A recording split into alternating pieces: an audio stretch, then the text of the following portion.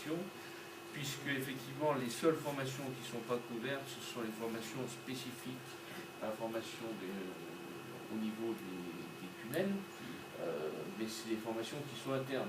Hein. C'est des entreprises qui amènent soit leur personnel, soit embauchent du personnel et font de la formation continue. En général, avec un petit sourire, première formation, je ne sais pas quelle langue vous avez pris en premier, mais si vous voulez travailler sur le chantier, je pense que l'italien, vous avez 2 ans à l'apprendre. Le président Rollin parlait tout à l'heure, les Chinois, ça sera un appel d'offres international. Peut-être en 3e langue, le chinois peut peut-être éventuellement vous intéresser. Mais c'est vrai qu'effectivement, je pense que pour travailler sur ce chantier en étant 4, si vous ne parlez pas l'italien, ça sera forcément un handicap.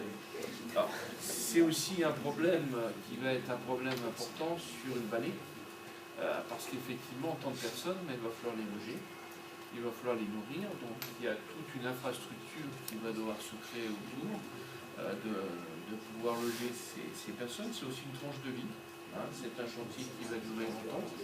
12 ou 13 ans. Alors pour des personnes comme vous qui êtes jeunes, ça sera une expérience.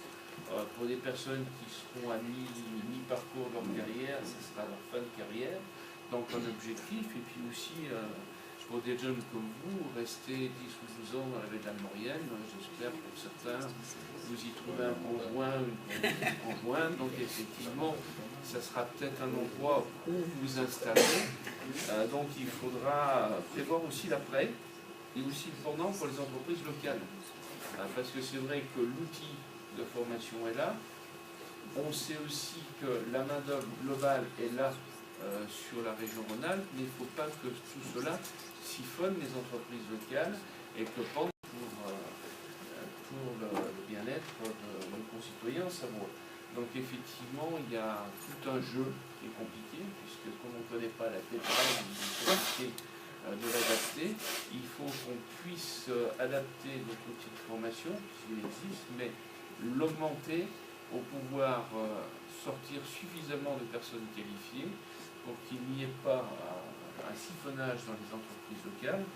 Pour certains métiers, un conducteur de poids lourd aujourd'hui, ça peut être un conducteur de poids lourd du BTP, mais ça peut être aussi un conducteur de poids lourd classique. Donc effectivement, qu'il n'y ait pas un impact important sur les entreprises locales. Donc c'est pour ça que la cellule Grand Chantier aujourd'hui regarde avec précision l'ensemble de ces données et qu'on sera très vigilant au moment du démarrage du chantier dans notre en charge pour que les entreprises locales puissent continuer à vivre, que les entreprises locales puissent aussi répondre, parce qu'on le sait, je sais que le président Rollin est très attaché à cela. Une grande partie, et surtout les travaux d'accès au chantier, peuvent être allotis et peuvent être donnés à des entreprises rhône-alpines. Donc aujourd'hui, nous prestons cette attention, surtout pour qu'il y ait suffisamment de personnes ayant des diplômes au bon moment. Et c'est difficile à vous dire, c'est vrai. Formez-vous, mais on ne sait pas encore trop vous dire. J'espère que dans quelques jours, on saura donner des dates, au moins une année, où effectivement il y aura un démarrage. Mais c'est vrai que nous sommes dans des délais qui sont très courts pour certains métiers. On s'y a formé dès la rentrée prochaine.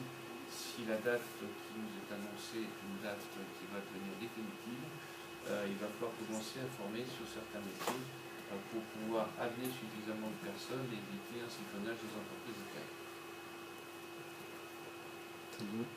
Merci beaucoup. On pense plutôt au volet technique, et là vous êtes en train de dire il va y avoir des équipes, il va falloir partager, et donc la maîtrise de l'italien, qui n'est pas au cœur de la formation, est un plus. Alors quand on dit maîtrise de l'italien, c'est pas forcément parler un italien courant, c'est pouvoir échanger un petit peu avec ses collègues. Bon, vous n'avez pas parlé d'anglais, mais finalement c'est aussi un peu sous-jacent. Mais tout ça pour que vous preniez bien conscience, je pense, qu'il y a le corpus. Quand je dis pour un ingénieur, c'est quand même le parler relativement couramment, parce qu'il aura des échanges forcés avec ses collègues italiens qui eux, parlent, c'est vrai, plus facilement français que nous parlons l'italien.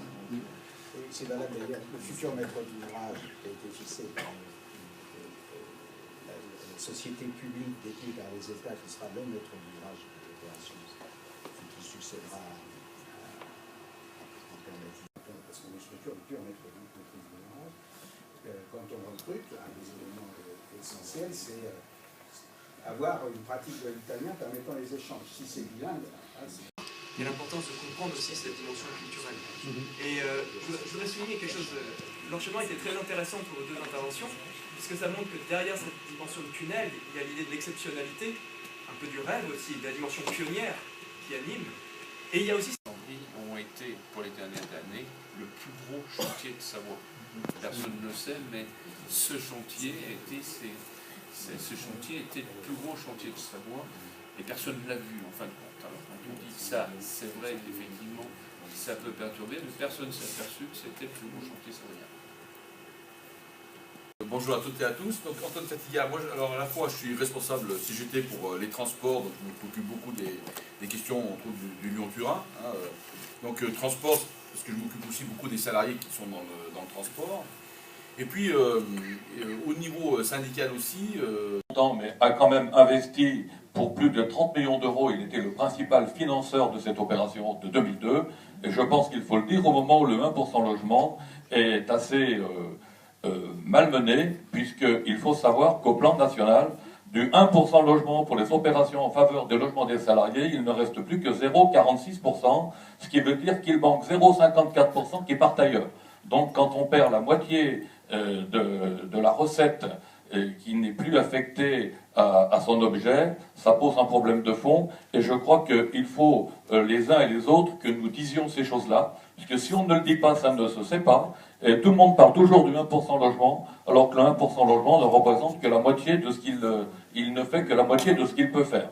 Et en 2002, effectivement, alors je crois qu'il faut remercier le président d'ailleurs du CBE et son directeur pour la part qu'ils ont pris, et remercier le président de l'époque, René Chevalier, en 2002, qui était président du CBE, qu'ils ont pris dans l'accord de 2002 et dans ce qui va se passer après.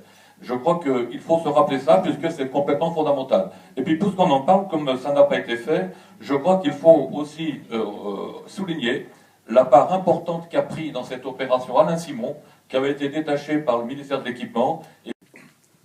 Merci. Eh bien, moi, écoutez, je suis content parce que quand je vois le nombre de signataires qu'il y a aujourd'hui sur l'estrade, quand on a signé la première fois, on était un peu précurseurs, on était moins nombreux, et c'est vrai que c'était un gros chantier.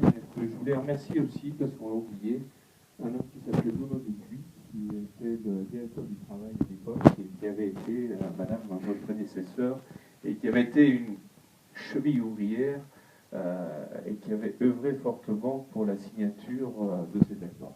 Et en tant que président de CCI, j'ai bien compliqué ça, parce qu'il y avait un message à faire passer aux commerçants, et je peux vous garantir qu'on sera derrière vous pour faire passer aux commerçants de montagne le message sur le logement saisonnier et l'amélioration de la qualité de ce logement.